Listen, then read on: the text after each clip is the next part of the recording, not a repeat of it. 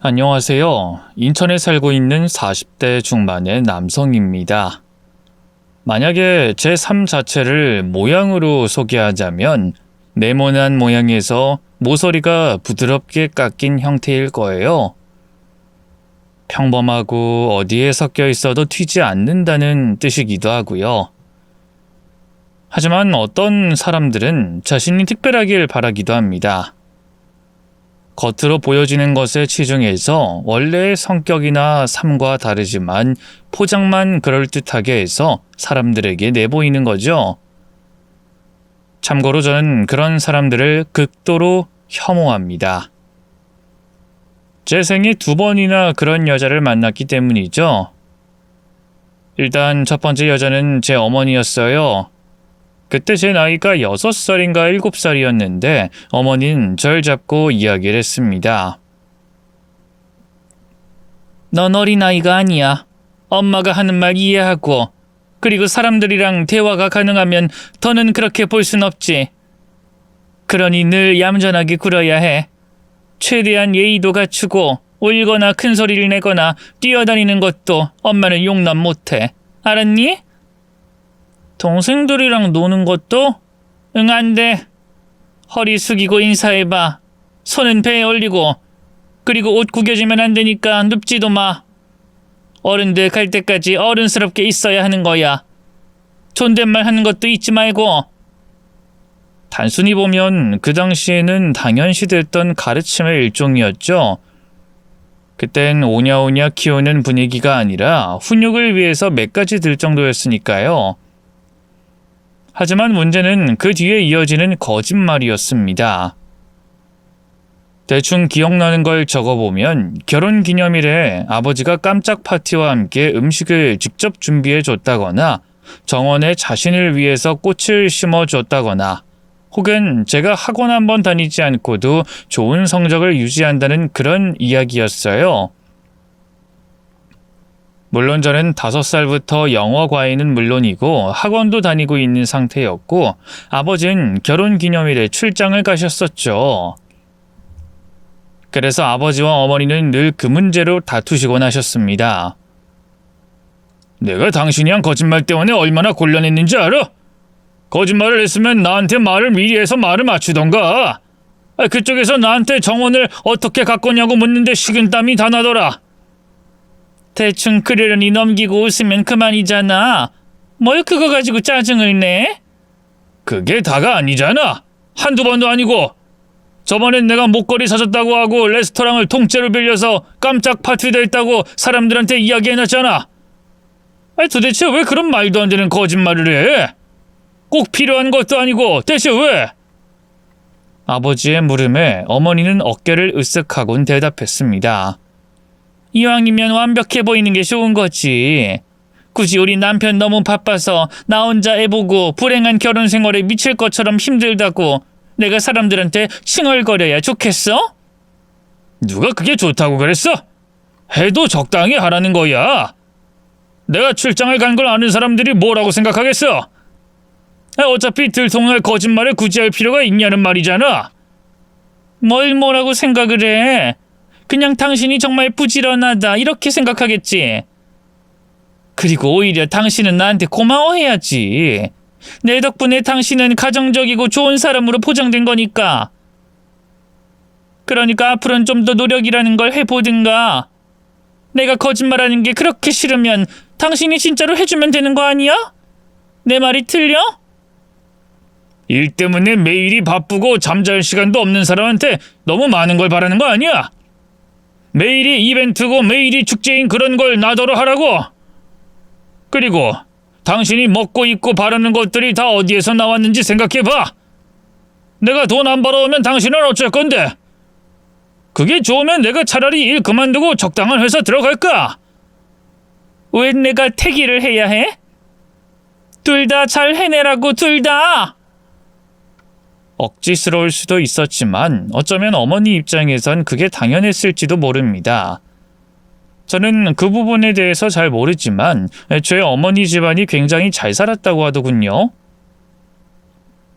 두 분이 결혼할 당시만 해도 아버지는 평범한 집안이라 반대가 심했을 정도였다고 들었죠. 어머니가 저를 가지는 바람에 허락한 결혼이었고 그것 때문에 어머니는 절연까지 당했다고 합니다. 다행히 아버지 사업이 잘 되기 시작하면서 다시 연락을 이어가게 됐지만 거기에서 문제가 생긴 거였죠.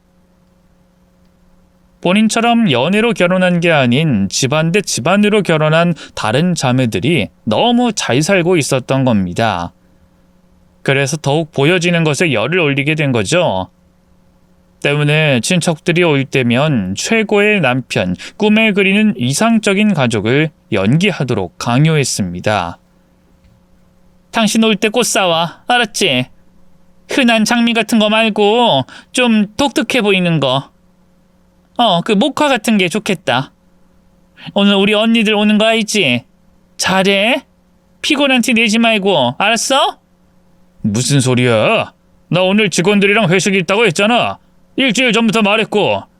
그럼 꽃만 주고 나가! 잠깐 들리는 게 힘들어? 그게 힘들면 왜 나랑 결혼을 했어? 여보, 제발. 일이 우선이잖아. 그게 뭐 그렇게 중요해? 나한텐 중요해. 언니들이 날 얼마나 무시하는 줄 알아? 다른 남편은 교수의 의사인데 당신은 자수성가한 사업가? 물론 그것도 좋지. 하지만 바빠서 집에도 매번 늦게 들어온다는 거 알리기 싫어. 바쁘더라도 나한테 잘하고 아이한테 좋은 아빠인 그런 사람이 되면 좋잖아. 그게 더 멋진 거 아니야? 나 집안의 반대에도 당신 선택했어. 그니까 날 초라하게 만들지 말라는 말이야.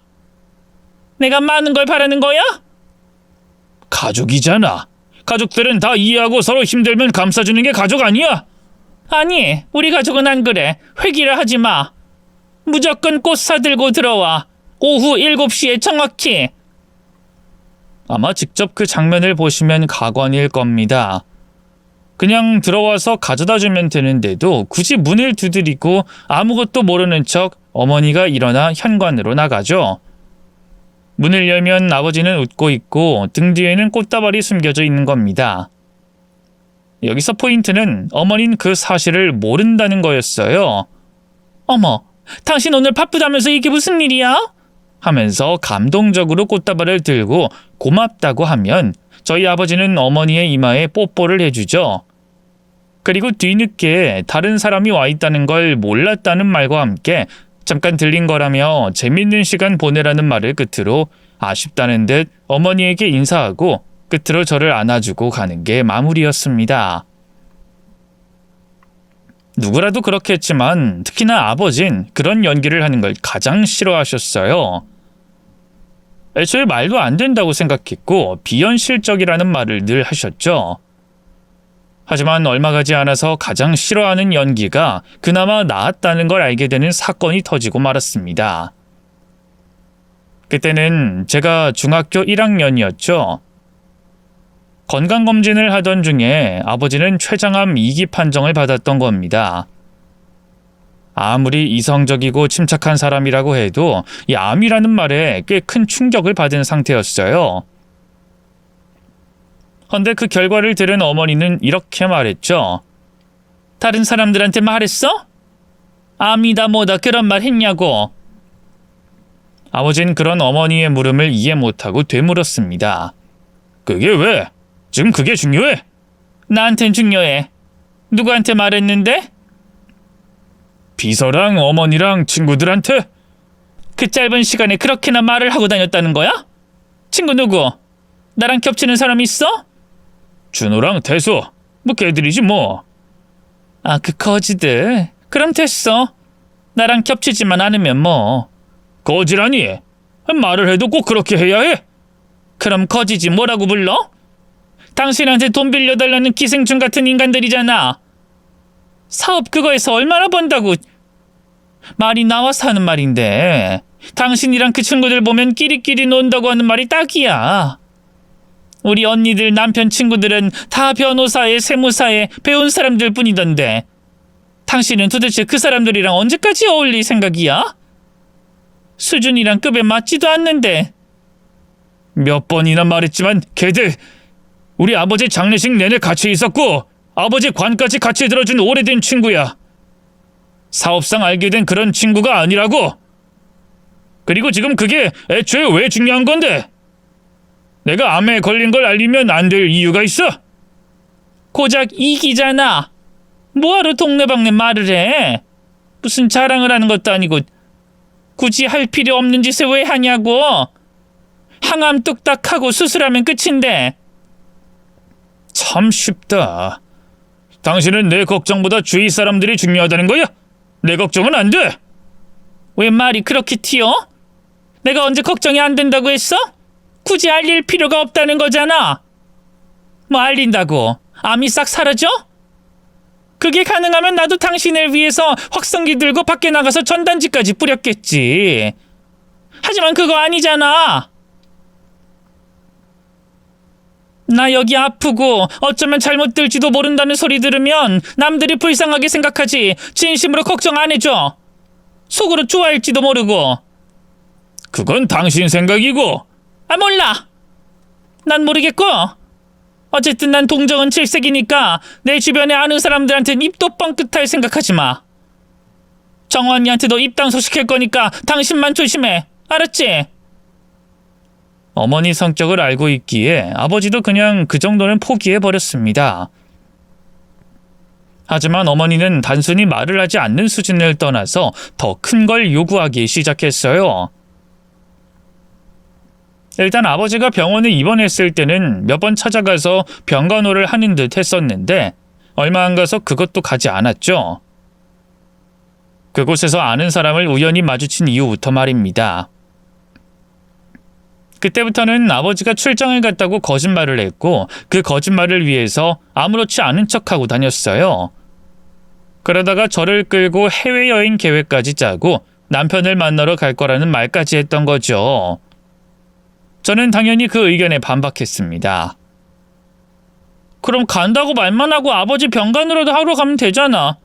진짜로 갈 필요가 있어? 사진이 필요하니까 그렇지. 사람들은 말로는 안 믿어. 아 됐고 오늘도 할머니한테 전화 왔었어. 난 내일 학교 끝나고 바로 병원 갈 거야. 엄마가 가지 말라고 했잖아. 갔다가 아는 사람이라도 만나면 어쩌려고 거길 가. 네 이모부가 의사인데 아무리 같은 병원 아니라고 해도 한 다리 건너면 다 아는 사람이라고. 엄마 지금 그게 중요해? 아빠 항암 치료 때문에 식사도 잘 못하고 엄청 힘들어한다고.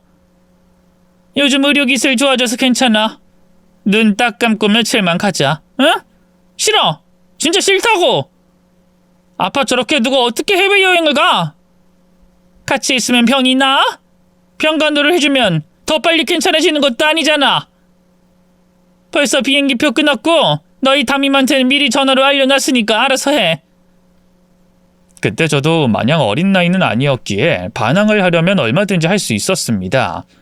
하지만 제가 싫다고 하면 그 피해가 고스란히 아버지에게 돌아가는 것 같아서 억지로 참았죠.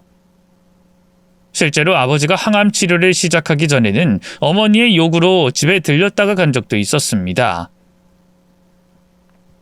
멀쩡한 척, 아프지 않은 척하며 그 몸을 끌고 와서 또 행복한 척 연극을 하고 가셨죠. 그래서 그때는 아버지 대신이라는 생각을 하며 억지로 해외여행길에 올라야 했어요. 하지만 그건 화근이 됐고 아버지는 그 일로 인해서 얼마 뒤 이혼 요구를 하셨습니다. 어머니는 당연히 거부했죠. 완치된 거 아니야? 그럼 앞으로 더 잘 살 생각을 해야지. 이혼? 이런 경우가 어딨어? 아버진 그 말에 한숨을 길게 쉬고는 덤덤하게 대답했습니다. 난 완치가 아니라 주기적으로 추적 관찰을 해야 하는 상태야. 완치는 그 이후에 검사에서 결정이 나는 거고. 어쩜 그렇게 뻔뻔하게 무관심한 걸 티를 내? 인터넷만 쳐봐도 아는 걸. 그게 그 말이지. 뭘 그렇게 복잡하게 생각해? 어쨌든 퇴원을 시켜준다는 건 수술 후에 경과가 좋다는 말 아니야? 다들 그걸 완치라고 말하거든? 혼자만 심각해져서 따질 필요 있어? 당신 지금 많이 예민해진 것 같은데 이혼 소리까지 나오는 건 너무 무책임하잖아. 무책임? 당신 내가 입원하고 치료하는 동안 4번 왔었어. 그것도 아는 사람을 본 것 같다면서 도망친 뒤엔 한 번을 안 왔고. 근데 웃기게도 난 수술을 하고도 그 몸으로 이 집에 7번을 외출증 끊어서 왔어. 이게 말이 되는 일이라고 생각해? 서운하긴 하겠지. 나도 모르는 거 아니야. 그래도 당신을 걱정하는 건 걱정? 무슨 걱정? 당신이 지금 걱정하는 건 딱 하나야. 이혼! 이혼해서 본인한테 흠이 있다고 사람들이 생각하게 되는 게 무서운 것뿐이겠지. 내 말이 들려? 어머니는 그 말에 씁쓸한 미소를 지었죠. 아니라고 말은 못해. 근데 그게 왜 나빠? 이왕이면 잘 살고 좋은 것만 보여주면 되잖아. 난 그렇게 하고 싶은 거고. 이런 사람인 거 알고도 결혼했으면서 지금 와서 왜 따지고 들어? 그럼 내가 항암 때문에 밥도 제대로 못 먹고 있을 때 정원이 데리고 해외여행까지 가서 내가 찍어준 사진이라면서 사람들한테 자랑할 필요가 있었어? 그렇게 웃으면서. 그걸 봤어? 그건 나도 어쩔 수 없었어. 출장 갔다고 들려댔는데 너무 안 웃는 거 아니냐고 하도 언니들이 물어보니까 어쩔 수 없었다고. 나라고 좋아서 거길 갔을까? 당신을 배려해서 그나마 나랑 정환이 사진만 찍은 거잖아. 그거 이해 못해? 이해 못해? 길 가는 사람 자꾸 물어봐라. 아파 누워있는 남편 숨기려고 해외여행 가서 사진 찍고 사람들한테 자랑질하는 마누라 이해할 수 있는지? 난 당신이랑 이혼할 거야. 싫어. 이혼은 안 돼. 아니, 무조건 이혼이야. 너란 여자랑은 도저히 못 살겠어. 애초에 내가 뭘 지키려고 했는지도 모르겠고 차라리 이참에 암에 걸린 남편이 당신을 너무 걱정해서 이혼을 요구했다고 그렇게 말하고 다녀. 당신 그런 거 좋아하잖아. 최고의 남편, 세상에 없는 그런 로맨틱한 남자. 그러니까 그거 해. 그럼 당신 알량한 자존심이라도 지킬 수 있겠지. 싫다고 했잖아. 내가 뭘 잘못했는데. 절대 안 돼. 그래? 그럼 내가 싹 다 말해버릴 거야. 그래도 돼? 이제까지 당신이 사람들한테 어떤 거짓말을 했는지, 그리고 암에 걸린 남편을 왜 방치했는지 싹 다! 그게 좋으면 이혼하지 말고 버텨. 그럼 그땐 나도 다시 생각해 볼 테니까. 심지어 아버진 제게도 큰 실망을 하셨는지 아예 없는 사람 취급을 했습니다. 아버지 눈에는 자신이 아플 때 어머니와 놀러나 다닌 아들에 불과했을 테니까 당연했죠. 억울하긴 했지만 세상 다정한 모자지간처럼 볼을 맞대고 활짝 웃고 있는 그 장면은 입이 10개라도 할 말은 없었어요. 그렇게 어색한 시간이 흘렀고 결국 어머니는 재산 분할을 최대한 많이 하는 조건으로 이혼을 택하셨습니다. 우습게도 아버지가 알려준 것처럼 암에 걸리게 된 남편이 이혼을 하자고 했고 어쩔 수 없이 선택했노라 거짓말을 하셨죠. 날 얼마나 아끼고 사랑했으면 그런 결정을 했겠어? 진짜 너무 마음 아파. 재산도 나한테 다 주겠다는 걸 내가 겨우 말렸다니까? 이혼 안 해주면 수술도 안 받겠다는 걸 어쩌겠어. 나더러 그냥 잘 살라고 다음 생이 있다면 그때 오래 함께 살자면서 엉엉 우는데 내가 어쩔 수 없이 이혼을 해줬지.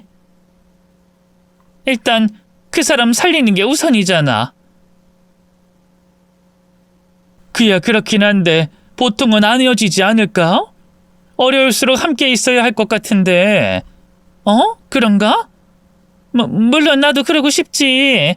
아무래도 계속 설득은 하고 있어. 하지만 남편은 완치가 된 이후에나 다시 합치자고 하더라고. 그래, 뭐 서류상으로만 그런 거라면 뭐. 그래도 최대한 곁에 있어줘야 해. 나름 방향을 잘 잡았다고 생각했지만 일반적인 상식과는 어긋나 있었기에 사람들은 모두 이해시키진 못했습니다. 그래서 어머니가 택한 방법은 아버지의 바로 극적인 죽음이었죠. 항암 치료를 열심히 하면서 자신과의 미래를 꿈꿔왔지만 끝내 세상을 등진 남자로 만들어버린 겁니다. 심지어 그 연기를 위해 아버지의 제사까지 지내는 걸 봤으니 그때부터 어머니와 제 사이가 나빠지게 됐죠. 대외적으로 보이는 자신의 이미지 때문에 멀쩡히 살아있는 사람을 죽었다고 하는 것도 모자라 제사까지 지내는 걸 보니 너무 끔찍했거든요. 하지만 그것 외에도 어머니는 여전히 지킬 게 많이 남아 있었죠. 화려하면서도 고급스러운 집, 그리고 자동차, 여유로운 생활까지 계속 유지해야 했기 때문입니다. 아버지가 재산 분할도 해줬고 꽤 많은 재산을 넘겼음에도 재산은 줄어들기만 할 뿐 시간이 갈수록 위태로워 보였죠. 그때가 제가 고등학교에 막 입학했을 때인데 어머니가 대뜸 이사를 가자고 하더군요. 무슨 이사? 지금 사는 집 계약 기간도 안 끝나지 않았어?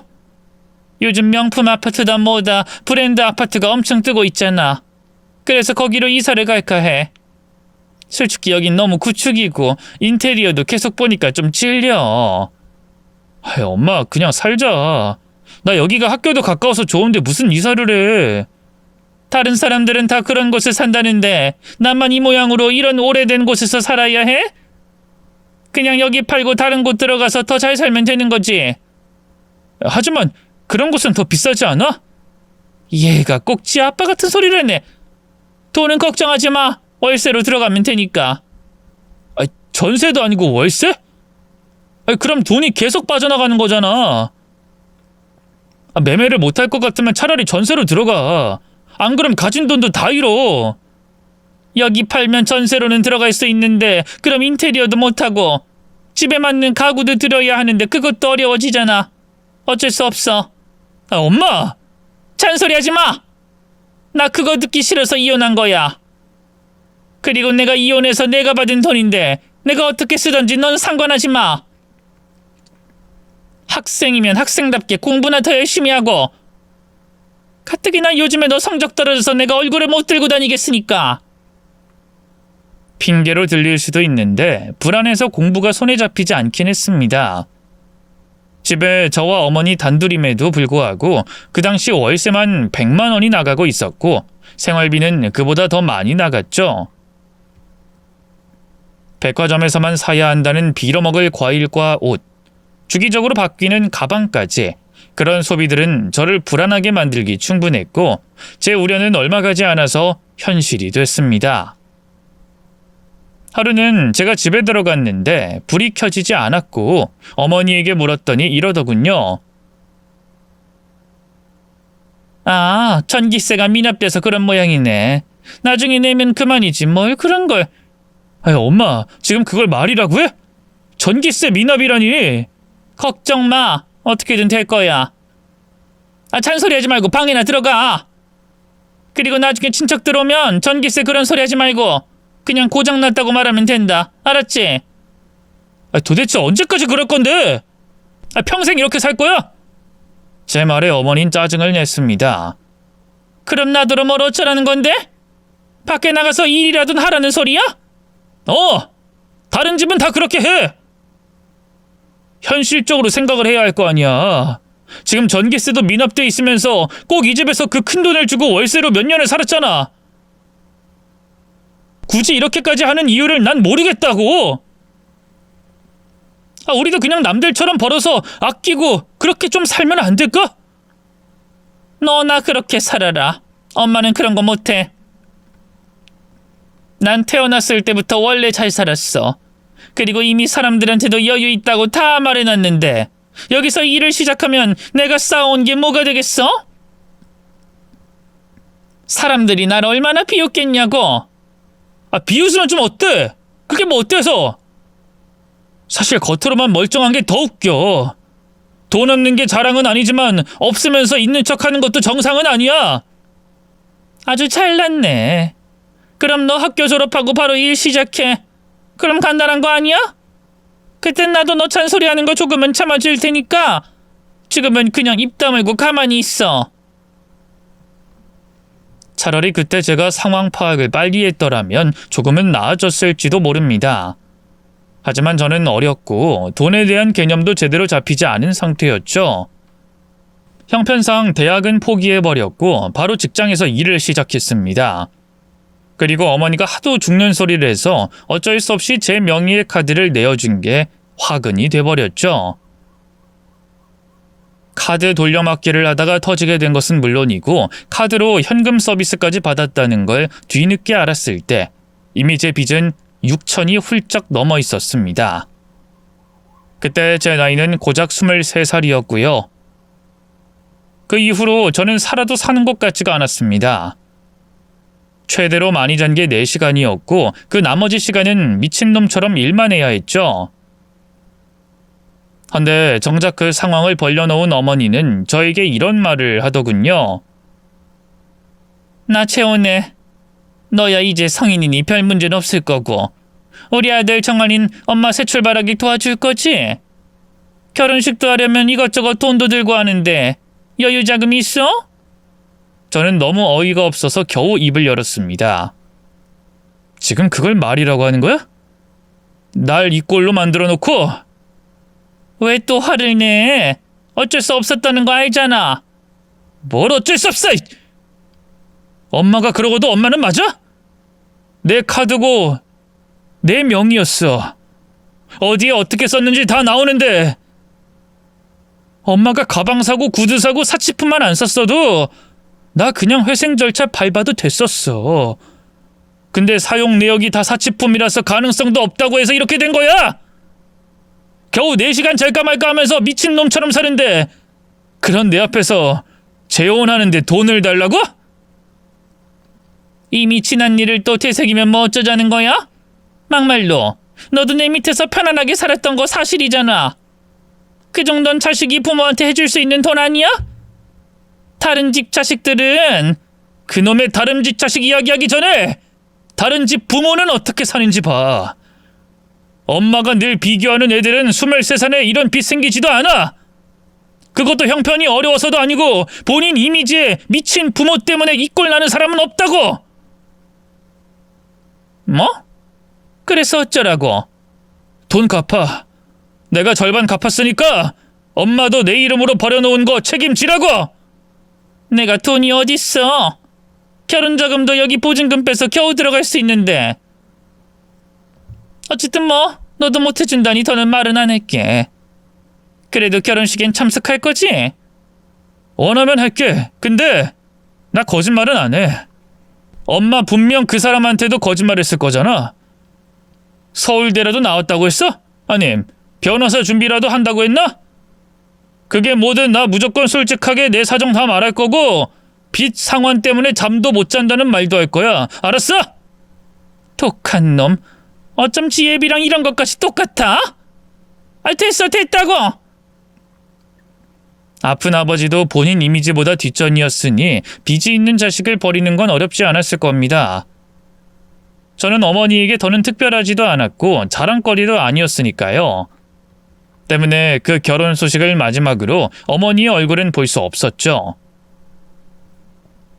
일이 끝나고 난 뒤 돌아온 집에는 라면 박스 3개 분량의 제 짐이 전부였습니다. 어머니는 도둑처럼 제가 출근한 사이에 짐을 빼버리고 사라져버렸던 거죠. 어쩔 수 없이 고시원으로 짐을 옮겼는데 정말로 허탈하더군요. 그래도 마음만은 편했습니다. 물론 현실은 크게 달라지진 않았어요. 빚은 여전히 존재했고 저는 그 빚을 갚으려고 4년이나 그 고시원에서 벗어나지 못했기 때문입니다. 그러다 마침내 모든 빚을 다 갚았고 작은 빌라로 이사를 해서 사람답게 살게 된 게 31살이었죠. 그날 저는 이불 한 채만 덩그러니 있는 그 빌라에서 목 놓아 울었습니다. 이불과 베개로 소리를 겨우 죽이면서 말이죠. 그건 방음이 취약했던 고시원에서 생긴 버릇이었습니다.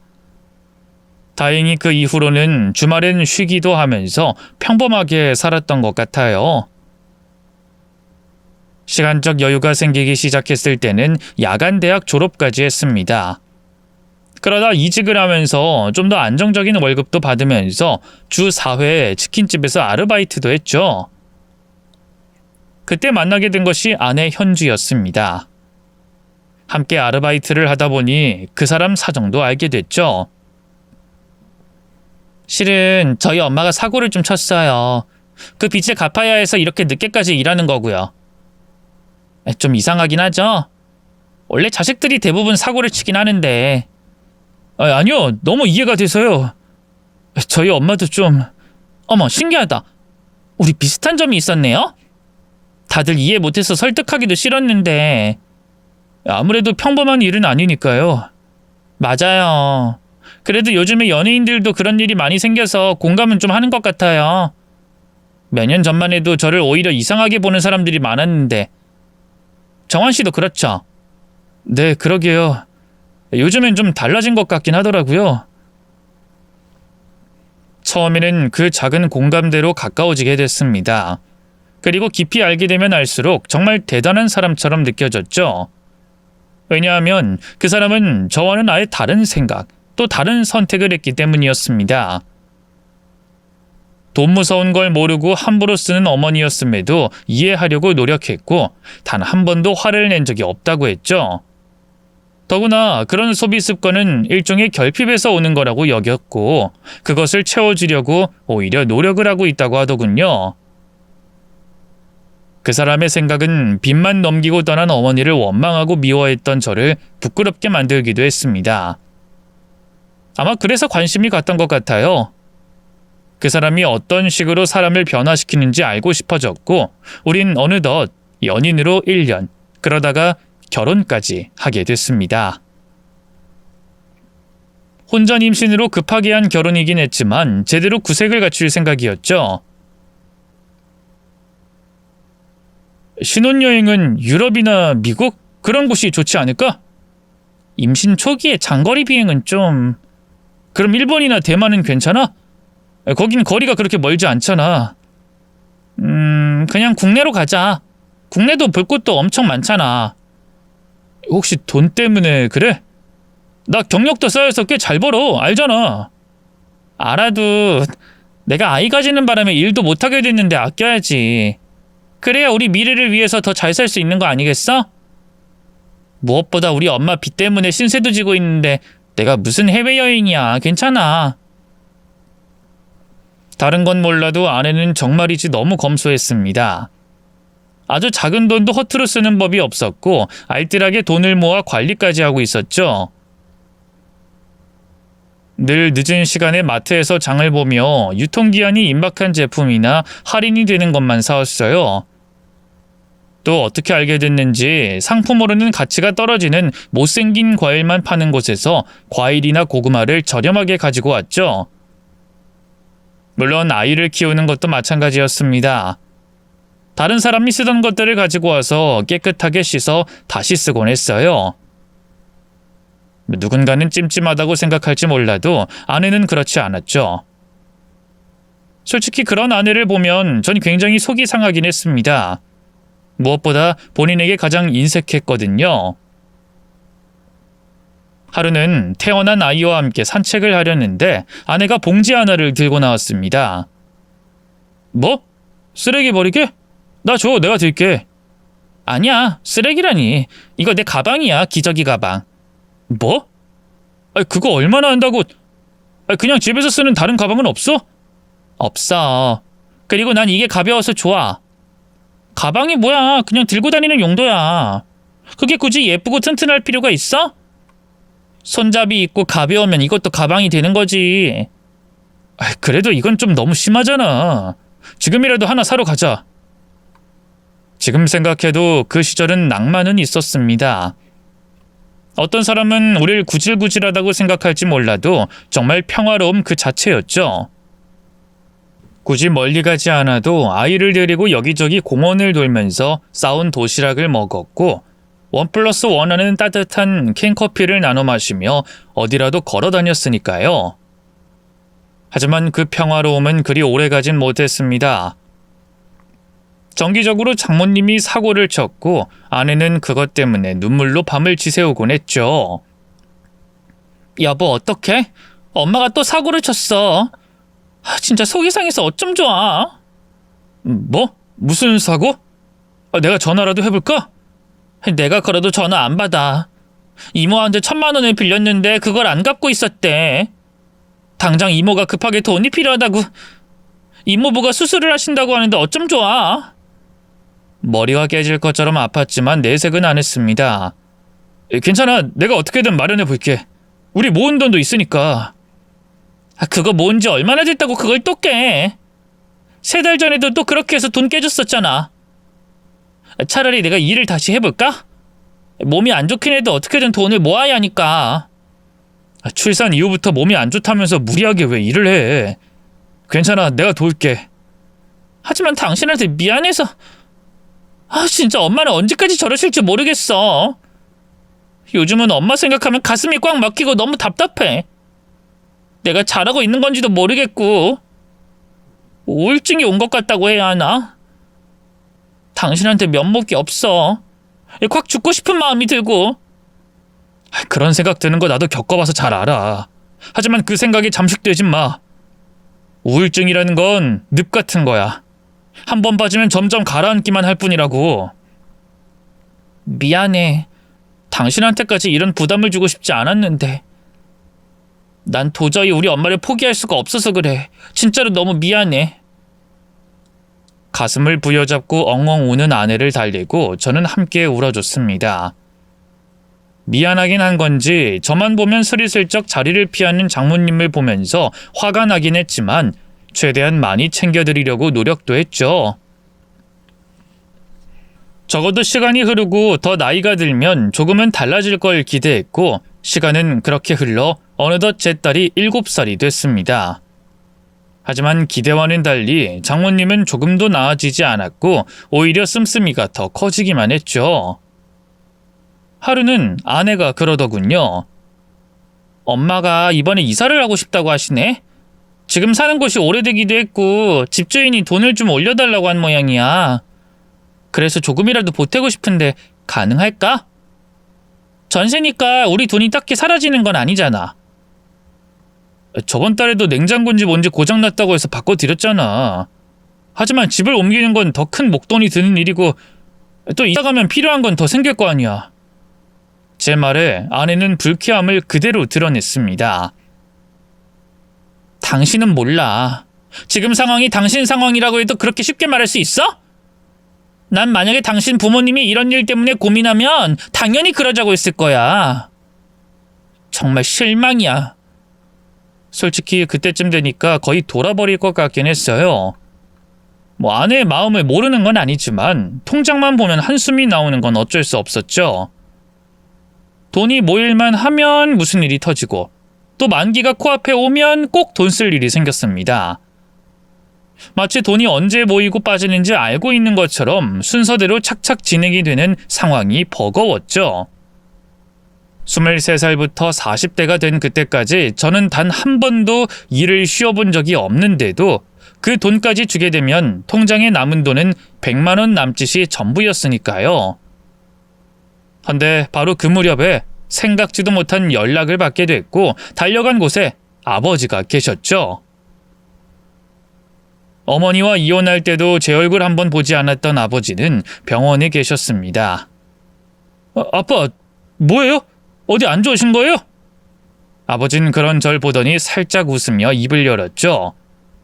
오랜 시간 보지 않아서 못 알아볼 줄 알았는데 어릴 때 얼굴이 그대로 있네. 지금 그게 중요해요? 무슨 일인데요? 어디 아픈 거예요? 제 말에 딴다. 이제 손을 쓰기도 힘들다고. 처음에 수술하고 완치 판정 받았는데 일이 이렇게 됐네. 매번 정기적으로 검사를 받았는데도 안 되는 건 안 되는 모양이야. 수술 안 받으면 앞으로 길어도 3개월이라고. 그래서 너한테 마지막 인사라도 하고 싶었다. 예전에 내가 너한테 참 못할 짓을 했잖아. 너도 그때 참 어렸는데 너한테까지 그러면 안 됐는데 말이다. 그때 아빠 몸이 아팠잖아요. 마음의 상처는 더 컸을 거고. 네 엄마 소식 들었다. 너 버리고 재혼한 거. 그리고 너한테 빚까지 물려줬다는 것도. 예전 일이에요. 이젠 평범하게 그냥저냥 살고 있어요. 수술하세요. 항암 치료 받자고요. 요즘 기술은 예전보다 더 좋아요. 아시잖아요. 해서 뭐 하겠니? 남은 돈도 없는 상태고 너희 할머니도 돌아가셨고 날 간호해줄 사람 없이 혼자서 병원 생활하는 게 너무 힘들어서 더는 못할 것 같아. 저는 그런 아버지의 손을 잡았죠. 제가 도울게요. 제가 병간호하면 되잖아요. 네? 아니, 너 일하는 건 어쩌고? 결혼도 하고 아이도 있다고 들었는데. 손녀는 나중에 보여드릴게요. 그리고 제 아내도 그 정도는 이해해줄 사람이거든요. 검소하고 착하고 배려심도 깊은 그런 사람 만났어요. 무엇보다 예전에 아버지 병문안도 제대로 못 간 거 그게 제 속에 남아있어요. 그때 어머니가 뭐라고 해도 그냥 의지대로 했어야 했는데 그러니 지금이라도 기회 주세요. 아버지의 상황, 그리고 예전에 제가 못해드렸던 것들을 떠올리니 가슴이 너무 아팠습니다. 그래서 고민 끝에 일을 그만둔다고 회사에 이야기를 해놨죠. 이전에 아내가 말한 것도 있고 결혼 생활 내내 장모님을 위해서 뭐든 하려고 했던 아내는 당연히 이해할 거라고 생각했고요. 하지만 아내의 반응은 제 상상과는 확연하게 달랐죠. 일을 그만두겠다고 말을 했다니? 지금 그걸 말이라고 해? 인수인계도 있으니까 미리 말을 해둔 거야. 당신한테 미리 상의를 하지 못한 건 미안해. 그래도 나 깊게 고민하고 결정했어. 일단 일을 그만두면 퇴직금이 나올 거고 일단 몇 개월은 그걸로 버티다가 아버지 괜찮아지시면 이직할 수 있어. 나 경력도 충분하고. 나이는 생각 안 해? 당신 벌써 43살이야. 그런 사람을 누가 받아준다고. 겨우 2년제 야간대학 나와서 자격증 몇 개로 그 월급 받는 것도 대단한 수준인데 그것보다 더 적게 벌면 우린 앞으로 어쩌라는 거야? 서유리 생각은 안 해? 당신이 그러고도 가장이야? 무슨 뜻인지는 알고 나도 미안한데 아버지가 당장 몇 개월 산다는데 그럼 어떡해? 이혼할 땐 뒤도 안 돌아보고 도망친 아버지? 그게 아버지라고 할 수 있어? 거기다 암 치료한다고 돈 한 푼도 없다며. 이러다가 당신한테까지도 돈 내놔라 하면 어쩌려고? 퇴직금도 다 털어서 드리게? 애초에 당신 아버진 그러려고 당신 부른 거야. 알아? 그야 뭐 그 정도는 해드릴 수 있지. 다른 것도 아니고 아픈 건데. 아내는 어이가 없는지 코웃음을 쳤습니다. 기가 차서. 우리 엄마 전세금 이야기할 땐 생각해보자고 하더니 당신 아버지라고 지금 감싸고 도는 거야? 너무 차별하는 거 아니냐고. 거기까지 들으니 저도 화가 치밀었죠. 말이 너무 심한 거 아니야? 차별? 자그마치 7년이야. 그때까지 장모님한테 들어간 돈을 생각하면 오히려 이게 차별이지. 난 솔직히 당신이 당연히 그러라고 할 줄 알았어. 그런 믿음이 있었으니까 일을 그만둔다는 말이 먼저 나온 거고. 상의 안 하고 저지른 건 정말 미안해. 하지만 하루라도 빨리 이야기를 해서 정리하는 게 옳다고 생각했어. 내가 왜 당연하게 허락해야 하는데? 엄마 때문에 미안해서 입 바른 소리도 하지 말았어야 했어? 무조건 네네 이렇게 해야 되는 거냐고. 됐고 다 필요 없어. 아내는 그 길로 나갔다가 얼마 뒤 다시 돌아왔고 그 손에 들려있는 건 이혼 서류였습니다. 솔직히 아내에게 실망을 하긴 했지만 그렇다고 이혼까지 생각하진 않았어요. 무엇보다 저는 아내를 사랑했고 그 사람을 잃고 싶지 않아서 무릎을 꿇었죠. 여보, 겨우 이런 일로 이혼이라니. 화난 것도 알겠고 내가 진짜 잘못했어. 그래? 그럼 당장 번복해. 회사 계속 다닐 거라고 말하라고. 사표 같은 거 낸 거 아니라며. 그만둔다고 말만 한 상황이면 번복할 수 있잖아. 그야 그렇지만 이번 한 번만 봐줘. 다신 안 그럴게. 아버지 살 날도 얼마 안 남았는데 딱 그때까지만 나 봐주면 안 될까? 어? 제 말에 아내의 표정은 차갑게 바뀌었습니다. 그럼 이혼해. 퇴직금 다 까먹기 전에 그것도 재산 분할 받아놔야 내가 살지 않겠어? 솔직히 말해서 당신 진짜 구질구질했잖아. 검소한 사람이랑 구질구질한 거랑 구분도 못하는 그런 인간. 나도 질리긴 했어. 이참에 나 이혼하고 돈 잘 버는 남자 만날 거야. 여보! 서율이 생각은 안 해? 그렇게 많이 생각하면 너가 키우면 되겠네. 양육권 포기해 준다고 내가. 아내는 그날로 집을 나가버렸어요. 진심으로 그때 너무 힘들어서 죽고 싶기까지 했습니다. 어떻게든 아내를 잡아야 할 것 같아서 서유리를 데리고 장모님 댁에까지 갔고요. 헌데 장모님은 아예 상황을 모르고 계셨죠. 어디서부터 어떻게 말을 해야 할지 몰라서 내어주신 차만 들이키고 있는데 장모님이 먼저 이야기를 꺼내셨습니다. 혹시 말이야, 자네 그때 빌려간 돈 말이야, 그거 언제쯤 줄 수 있는지. 아니 물론 독촉하는 건 아니고 그 기간만이라도 좀 알면 내가 어떻게든 융통을 해보려고. 네? 그게 제가 무슨 돈을 빌려가요? 아니 자네가 급전이 필요하다고 나한테 2천만 원 가지고 갔잖아. 제가 왜 급전이 필요한데요? 장모님이야말로 저한테 다달이 돈 가지고 가셨고 생활비에 용돈, 그리고 저저번 달에 무릎 수술한다고 수술비랑 냉장고도 사드렸잖아요. 순간 방에는 정적이 감돌았고 장모님과 제 표정은 똑같이 변했죠. 너무 놀라서 하나씩 말을 맞춰봤는데 장모님은 그간 제가 무능해서 딸의 등골을 빼먹고 산다고 생각했고 저는 그 반대로 알고 있다는 걸 알게 됐습니다. 즉, 저만 보면 눈길을 피했던 게 미안해서가 아니라 화가 나서 그랬다는 거였죠. 뿐만 아니라 그간 아내는 본인이 일을 하고 있다고 하며 장모님에게 딸 서유리를 늘 맡겼다고 합니다. 아내가 부지런해서 마트에서 장을 봐오고 못생긴 과일이나 채소들을 저렴하게 가져온 줄 알았더니 그것도 모두 장모님이 했던 거였죠. 이때 딸 서유리는 저와 장모님이 말하는 소리를 듣고는 이렇게 말하더군요. 엄마 맨날 놀러 다녀. 서유리 너도 같이 갔었어? 어디? 아니 난 같이 못 가. 엄마가 얌전히 있으라고 했거든. 할머니가 유치원 데려다 주는 것도 말하지 말라고 그랬고. 그래도 난 다 알아. 엄만 여기 있거든. 서유린 제 핸드폰을 가지고 가더니 이것저것 꼼지락거리더니 여기! 하고 소리를 치며 제게 화면을 보여줬습니다. 그건 인스타라는 SNS 계정이었고 그 안에는 아내의 모습이 나와 있었죠.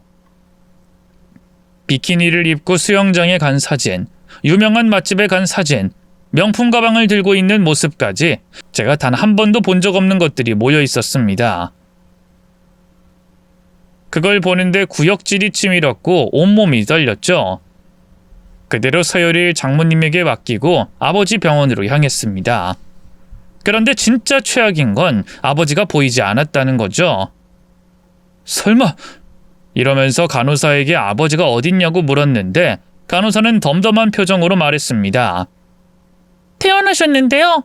어제 저녁에요. 네? 당장 언제 죽을지도 모를 사람을 퇴원이라니. 통증 때문에 힘들 텐데 그걸 그냥 뒀다는 건가요? 혹시 병원비가 밀려서 퇴원 강제로 시키거나 한 거면 말을 하세요. 제가 낼게요. 제 말에 간호사는 눈을 깜빡거렸고 다시 확인을 해보더니 이렇게 대답했죠. 교통사고로 허리가 좀 안 좋아서 오시긴 했지만 그걸로 죽진 않아요. 수술도 안 하셔도 될 정도인데 뭔가 오해가 있으신 것 같아요. 저는 아니라고 다시 확인하라고 소란을 피웠습니다. 헌데 그때 누군가 제 손을 잡아당겼고 그건 제 아버지였죠. 이전과는 달리 깔끔하게 양복을 입고 머리는 바짝 올린 상태였습니다. 여기에 더해 저를 보며 멋쩍게 웃고 있으니 답이 나오더군요. 거짓말이었다는 거 말입니다. 당연히 저는 아버지에게 화를 냈어요. 울분을 쏟아내며 어떻게 그럴 수 있냐고 소리를 질렀죠. 거기에는 제 아내 때문에 받은 상처까지 더해졌고 끝내 눈물까지 터졌습니다. 나한텐 최고의 직장이었는데 아빠가 그런 거짓말을 하면 이혼까지 해야 하고 지금 서율이도... 도대체 왜 그랬어? 내가 그렇게 미웠어? 내 인생을 망하게 할 정도로? 아니, 나한테도 설명할 시간을 좀 줘. 조금만 진정하고 이야기를 해봐. 그 이혼이라니. 저는 아버지에게 그간 일어난 일, 그리고 뒤늦게 알게 된 진실까지 모두 털어놨어요. 너무 힘들어서 꺽꺽 울면서 겨우 한마디씩 토해냈죠. 그 이야기 다 들은 아버지 역시 이야기를 해주셨습니다. 어머니 때문에 아무도 믿지 못하게 됐다고, 아들인 저 역시도 자신을 버렸다는 생각을 떨치기 힘들었다고 하시더군요. 그러다가 우연히 제 소식을 들었고 저를 시험해 보고 싶었다고 합니다. 마침 접촉사고로 병원에 입원하게 되면서 그 계획을 꾸민 거였고요. 널 시험한 건 정말 미안하다. 하지만 너도 그 사진, 내가 죽어가는데 해외에서 해맑게 웃고 있는 그런 사진을 찍었다는 게 도저히 용납이 되지 않았어. 근데 넌 나를 위해 기꺼이 모든 걸 포기하고 돌본다고 했지. 덕분에 모든 게 오해였다는 걸 알게 됐고. 저는 한숨을 쉬며 따졌죠. 좋아요. 다 좋아요. 암에 안 걸린 거 그나마 다행이고 좋은 일이니까. 그래도 제가 일을 그만두게 만들지 말았어야죠. 저한텐 인생이 걸린 일인데. 아니, 그건 잘 됐지. 어차피 관둬야 하니까. 네? 내 사업 이어갔으면 했거든. 내 밑으로 들어와서 일 배워라. 연봉은 지금 받는 2배 주마. 그리고 그런 여자랑은 이혼해. 최대한 빨리. 이혼 도장 찍고 일단 아파트부터 구매하자. 그 다음에는 차. 제대로 자랑을 해. 알았니? 땅을 치고 후회하게 하란 말이야. 아내가 감추고 있던 모습을 봤기에 망설임 없이 이혼 소송에 돌입했습니다. 아버지가 변호사까지 지원해줘서 제대로 탈탈 털어버리기까지 했죠. 덕분에 아내는 원하는 만큼 재산 분할을 받을 수 없었고 오히려 제게 위자료까지 지급해야 하는 상황이 왔습니다. 인스타에 있던 사진, 통장 내역만 확인해도 증거는 넘쳐났으니까요. 그리고 마침내 이혼이 확정됐을 때 저는 아버지가 뽑아준 고급 외제차를 일부러 대놓고 보여줬습니다. 뭐야? 어디서 렌트했어? 참나. 사고라도 나면 노예가 될 텐데 적당히 해. 전 그런 아내를 보며 여유롭게 웃어줬죠. 아, 몰랐겠구나. 나 이직도 했어. 여기 명함. 아내는 제 명함을 보더니 눈이 2배로 커지더군요. 당신 뭐야? 여길 어떻게 들어가? 아니 애초에 여기서 직함 달았다고 해도 당장 저건 무리잖아. 고작해야 몇 개월인데 미쳤어? 아, 아버지가 거기 대표거든. 내가 회사 물려받기로 했지. 뭐? 망했다고 시한부라고 했잖아. 돈도 한 푼 없다고. 거짓말이더라고. 아버지가 날 시험하신 거였고 난 통과를 했고 당신은 통과를 못했고. 이제 이해가 돼? 어쨌든 나보다 돈 더 많은 남자 만나려면 좀 더 힘내야겠다. 아니, 불가능하다고 해야 하나? 나 정도로 돈 버는 사람이 당신 같은 사람 안 만나지. 어쨌든 잘해봐. 제가 돌아서려고 하자 아내는 제 손목을 잡았습니다. 여보, 우리 좀 더 이야기해봐.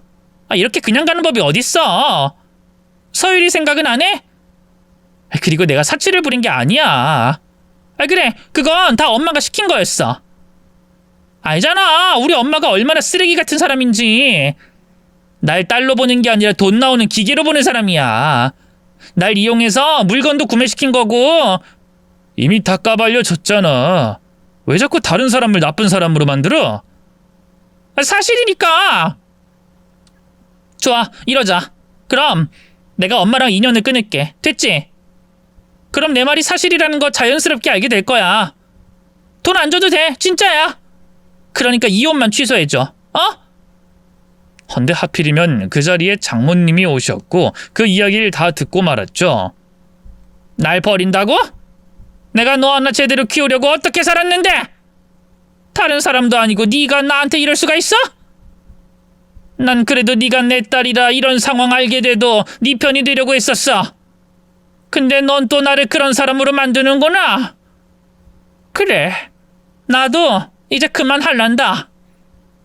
아내는 그 말에 눈빛이 엄청나게 흔들리더군요. 뭘 그만해? 엄마, 그게 무슨 뜻인데? 나도 지겹다. 너랑 인연 끊고 나 혼자 살고 싶어. 내가 못해준 게 많아서 가슴에 병이 있다고 생각하고 참고 또 참았지만 날 버린다는 자식 나도 필요 없다. 엄마가 뭔데 날 버려? 나한테 해준 것도 없으면서. 엄마 그러면 안 되잖아. 너도 부모를 선택할 수 없었겠지만 나도 마찬가지였어. 우리 다신 보지 말자. 아내는 그 자리에 주저앉아서 엉엉 울기 시작했습니다. 하지만 저도 장모님도 그 누구 하나 그 사람을 달래주진 않았어요. 자신의 사리사욕을 채우기 위해서 다른 사람들을 이간질하고 이용해온 사람의 최후는 결코 아름답지 않았죠. 그 뒤로 시간이 2년이나 흘렀는데도 전 여전히 아내나 또 어머니를 이해하진 못하겠습니다. 행복을 전시하고 명품으로 자신을 치장해서 자신을 과시한다고 해서 특별해질 수 있다는 생각이 전혀 들지 않거든요. 형태가 어떤 것이든 저는 남이 아닌 스스로에게 특별한 사람이 되는 게 정답이라고 생각합니다. 또한 이걸 깨닫게 된다면 주변 사람들에 의해 휘둘리지 않고 온전히 나 자신을 사랑할 수 있을 거라고 확신하죠.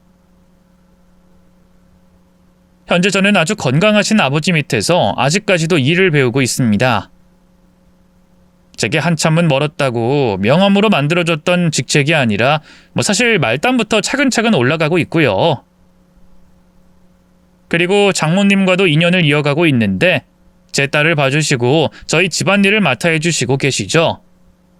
물론 그에 합당하는 월급은 아주 넉넉하게 챙겨드리고 있습니다. 앞으로도 끝까지 함께 인연을 이어가면 좋겠네요. 끝으로 이야기 잘 들어주신 구독자님들에게 감사를 전하며 글을 마치겠습니다. 모두 행복하셨으면 좋겠어요.